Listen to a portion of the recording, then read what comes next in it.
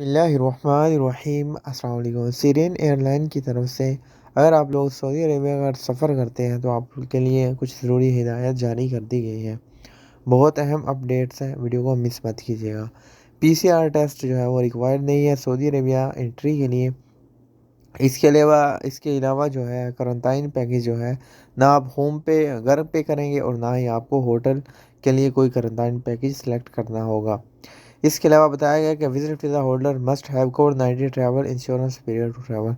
जो visit visa holders हैं उनके पास मुकम्मल जो इंश्योरेंस पैकेज होना चाहिए जिसमें कोरोना वायरस का इलाज भी हो, यानी मुकम्मल जो है वो हेल्थ इंश्योरेंस पैकेज होना चाहिए, इंश्योरेंस में उनके शामिल होना चाहिए।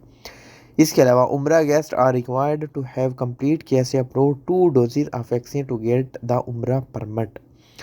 जो उम्रा वाले ज़ायरीन हैं जो उम्रा वीज़ा पे आएंगे उनके लिए ज़रूरी है कि जो सऊदी अरबिया से मंजूर शुदा वैक्सीन है उनकी दोनों डोजेज उनकी कंप्लीट होनी चाहिए, तब वो सऊदी अरबिया के लिए सीरियन एयरलाइन के थ्रू ट्रैवल कर सकते हैं।